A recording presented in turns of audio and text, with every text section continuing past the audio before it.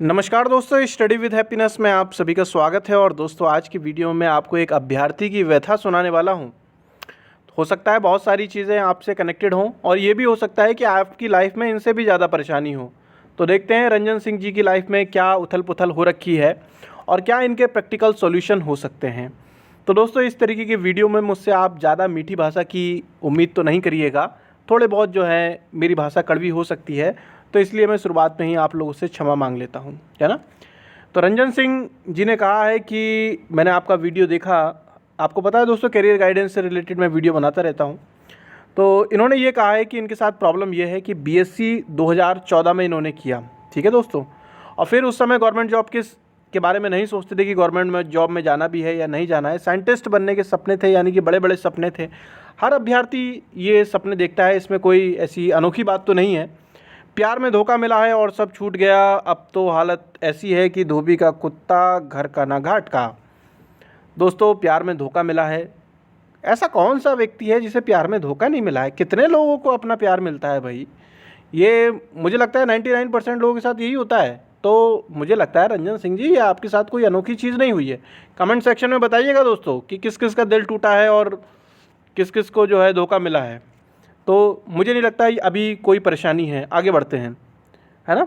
समझ में नहीं आ पा रहा है, जिन लोगों को मैंने पढ़ाया, मैंने गाइड किया, वो आज पुलिस में क्लर्क हैं, पोस्ट ऑफिस हैं, किसी सरकारी जॉब में हैं, पर मैं वहीं का वहीं हूँ। लोग मुझे बोलते हैं कि सबकी किस्मत में गवर्नमेंट जॉब नहीं होती।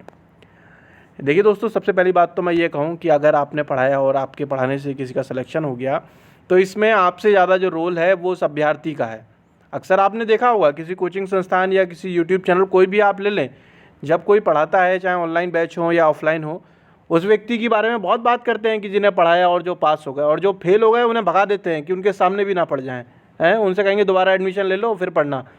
दोस्तों, कोई भी व्यक्ति सिलेक्शन पाता है, टीचर चाहे कितना भी अच्छा क्यों ना हो, जब तक स्टूडेंट मेहनत नहीं करेगा तब तक किसी का सिलेक्शन नहीं होता।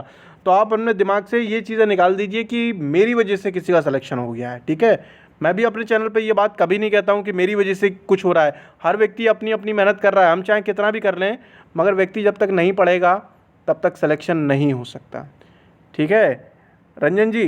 ठीक है, आप इन सब चीज़ों को ध्यान से रखिएगा। मैं धीरे धीरे करके आपके बिलीफ जो हैं वो तोड़ रहा हूँ और शायद आपको चीज़ें समझ में आ पाएँ। फिर यहाँ तक बात हो गई किस्मत में नहीं है। देखिए, किस्मत वाली तो बात बेकार की है हमारी।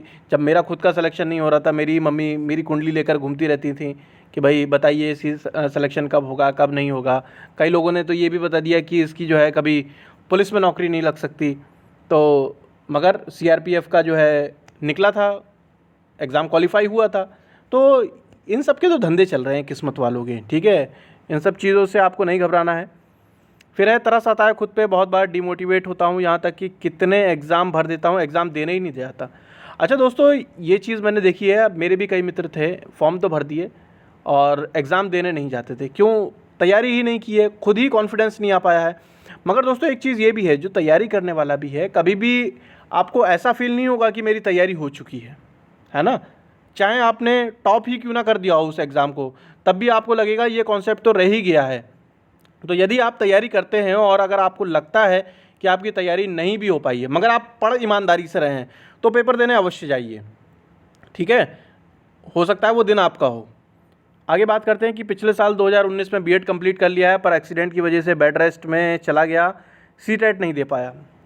अभी देखिए, इन्होंने बीएड किया है 2019 में। तो मुझे लगता है अगर आपने बीएड किया है तो आपने खंड शिक्षा अधिकारी का फॉर्म डाला होगा, उसमें सीटेट की आवश्यकता नहीं है, ठीक है। तो यदि आप उस परीक्षा के लिए तैयारी कर लेंगे, और जिस हिसाब से मुझे जो आयोग है, उत्तर प्रदेश लोक सेवा आयोग, मुझे लगता है कि वो इस साल में परीक्षा ज़रूर लेगा, ठीक है। तो आप अगर उस वाली परीक्षा को लेकर अगर तैयारी करेंगे, एक प्रशासनिक अधिकारी की नौकरी है, खंड शिक्षा अधिकारी, तो उसमें आपके सिलेक्शन होने के काफ़ी ज़्यादा चांसेस हैं। तो सीटेट को लेकर रोइए मत कि भाई मेरा जो है नहीं हो पाया या नहीं दे पाया। एग्ज़ाम से पहले रिकॉर्ड है सर, या तो कुछ अनहोनी हो जाती है या बीमार पड़ जाता हूँ, मुझे समझ में नहीं आता आखिर क्या होता है मेरे साथ। दोस्तों, कई बार हम अपनी बीमारियों को जो है वो मानसिक बना लेते हैं। ये मेरे साथ भी था। अब मैं बताता हूँ कहाँ। दोस्तों, पहले तो मैंने जैसे कि बताया था, मैं सारे ही एग्ज़ाम देता था। रेलवे ग्रुप डी की भी निकली थी वैकेंसी, और सीपीओ के भी एग्ज़ाम देता था मैं, एसएससी के। इनमें दोस्तों फिजिकल होता था। वैसे तो मैंने दोस्तों आप लोगों को काफ़ी बार बताया भी है कि मैं बॉडी बिल्डिंग करता था, तो फिजिक्स जो थी वो ठीक थी, मगर रनिंग जो होती है वो अलग चीज़ होती है। तो रनिंग की प्रैक्टिस नहीं करता था मैं, और जब एग्ज़ाम आता था तब मैं रनिंग शुरू कर देता था थोड़ी बहुत। तो होता क्या था दोस्तों, क्योंकि पहले से तैयारी नहीं है, तो ये चीज़ मैंने नोटिस की 2-3 परीक्षाओं में। जब भी मेरा फिजिकल हुआ, पैर में मोच आ गई। तो मुझे ये लगने लगा यार कि हमेशा यही होता है। रेलवे ग्रुप डी की परीक्षा में तो क्या हुआ दोस्तों, 2 दिन पहले मोच आ गई, मगर फिर भी मैं पहुंच गया परीक्षा के अंदर। और उस समय फिजिक भी ठीक ठाक थी। तो जब मैंने अपना ड्रेसअप किया, मतलब नेकर और अपने बनियान वगैरह में जब दौड़ने के लिए आए वहाँ पर, तो लोगों को देख के लग रहा था कि ये आदमी कहीं फर्स्ट ना आ जाए। मेरे बारे में ये सोच रहे थे, क्योंकि बोले कि भाई हाँ फिजिकल इसका ठीक लग रहा है देखने में। मगर दोस्तों जैसे कि मुझे ही पता था कि मेरे को तो मोच आ रखी थी, मगर फिर भी मैंने दवाई खा रखी थी कि हाँ भाई दर्द ना हो। तब भी मैं दौड़ा, और दौड़ने के बाद में दोस्तों लोग सोच रहे थे फर्स्ट आएगा, मैं सबसे अंत आया। ठीक है, सबसे आखिरी में मेरा, मगर मैं दौड़ता रहा, 1600 मीटर की थी, मगर सबसे आखिरी में मेरा स्थान आया। तो हम कहीं ना कहीं किसी भी चीज़ को एक मानसिक रूप से बना, और ये मेरे साथ हर बार हुआ। तो फिर मैंने उसके बाद क्या किया दोस्तों, कि मैंने उस तरीके की परीक्षाएं देना बंद कर दी। मैंने कहा भाई हम टाइपिंग जानते हैं, टाइपिंग करेंगे, और इसके अलावा जो है रिटन है उस पर फोकस किया जाए। तो मुझे भी लगता है कि कुछ ना कुछ जो है अपने अपने दिमाग में कुछ बैरियर इस तरीके के बना लेते हैं कि ये सब हो जाता है। तो दोस्तों कहीं ना कहीं आप इन चीज़ों को कनेक्टेड करने लगते हैं, मगर ये चीज़ें सही नहीं हैं। फिर अच्छा हाँ यार, ये चीज़ उन्होंने बहुत गलत है, और जिन भी अभ्यर्थियों के मन में ये वाला विचार आया हो, तो दोस्तों गलती से भी आप इस बारे में मत सोचिएगा। इन्होंने कहा है कि इन्होंने जो है सुसाइड के बारे में भी सोचा, उसमें भी फेल हो गए। तो दोस्तों आपके माँ बाप जो हैं, भले ही आपको ना दिखाएं, मगर प्रेम आपसे बहुत करते हैं। ठीक है, ऊपर से उनका जो रवैया है वो कठोर रहेगा, मगर कभी भी आपके विपक्ष में नहीं होते हैं, आप ही के पक्ष में होंगे, चाहे वो आपकी माँ हो, चाहे वो आपके पिता हों। तो गवर्नमेंट जॉब पाना ना पाना, ये दोस्तों कोई ऐसा नहीं है कि आप इसके लिए अपनी जान देने पे आ जाएं।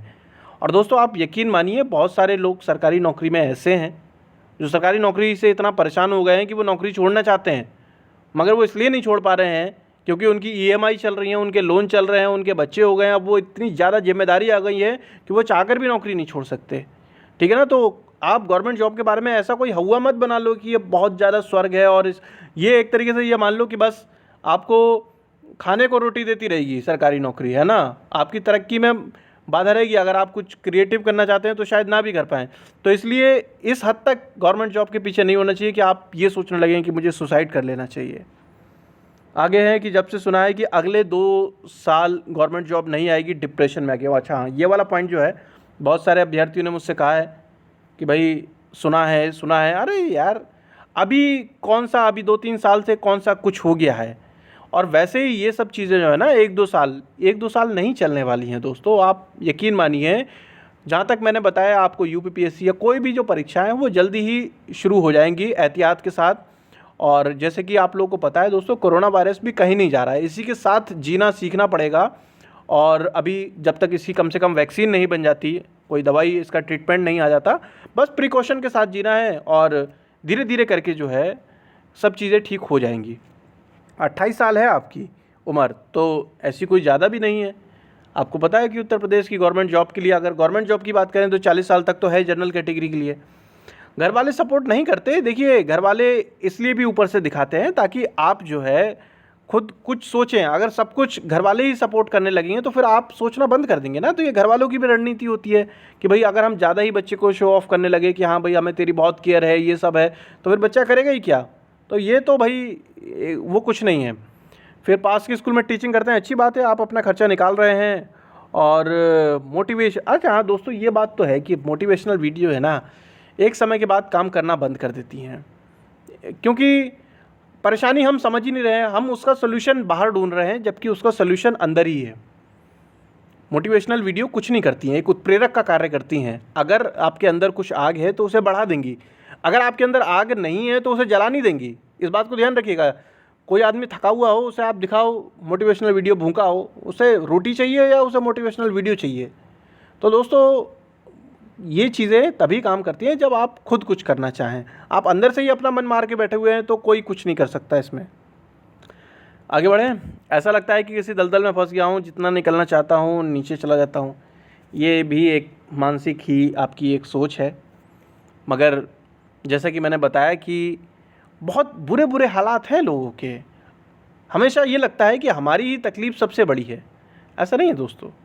कभी, अब तो मैं नहीं कहूँगा कि आप हॉस्पिटल जाएं, क्योंकि दोस्तों कभी जब हम देखते हैं ना किसी को मिलने के लिए गए हॉस्पिटल में, तो वहाँ पता चलता है लोग कितने परेशान हैं। हमारी परेशानी उनके सामने कुछ भी नहीं है ना। ये सब हमने अपना जो हवा बना रखा है वो सिर्फ दिमाग के लिए है। तो दोस्तों, नौकरी के लिए आप तैयारी कर रहे हैं, खुशी से तैयारी कीजिए, टेंशन ज़्यादा नहीं लेनी है। और अपने लिए कोई सेकंड जो प्लान बी भी बना के रखिए कि अगर मान लीजिए किसी वजह से सिलेक्शन नहीं हो पाता तो मैं करूँगा क्या। कुछ ना कुछ जो है अपने स्किल को डेवलप कीजिए, जिससे कि आपकी अर्निंग भी बढ़े।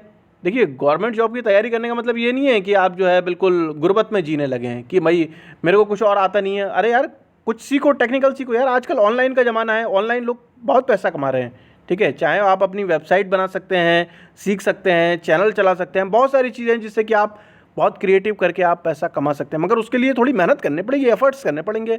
आप यदि शोक सागर में डूबे रहेंगे कि भाई मैं तो दुखी हूँ दुखी हूँ दुखी हूँ, तो फिर कुछ नहीं होने वाला है। ठीक है, तो कुछ बाहर की चिंगारी भी तभी आपके लिए काम करेगी जब अंदर थोड़ी बहुत लकड़ियाँ हों जिसमें कि वो आग लगे। अगर लकड़ियाँ ही आप गीली करके बैठ जाएंगे तो कोई, चाहे मैं हूँ चाहे कोई और हो, कोई नहीं जगा सकता किसी को भी। ठीक है, तो आपो दीपो भवा, अपने दीपक स्वयं बने, अपने परेशानियों को एनालाइज करें, क्या बेहतर सोल्यूशन हो सकते हैं बुरे से बुरे हालात में, वो आप देखें। ठीक है, तो जल्द मिलेंगे दोस्तों हम नेक्स्ट वीडियो में। और रही बात हमारी लाइव क्लास की, वो हम रात को कराते ही हैं, मंडे टू सैटरडे रात को 11 बजे। उसका भी हिस्सा बनिए ताकि आप अपनी पढ़ाई का परीक्षण करते रहें। तो जल्द मिलेंगे दोस्तों हम नेक्स्ट वीडियो में, तब तक के लिए जय हिंद, जय भारत।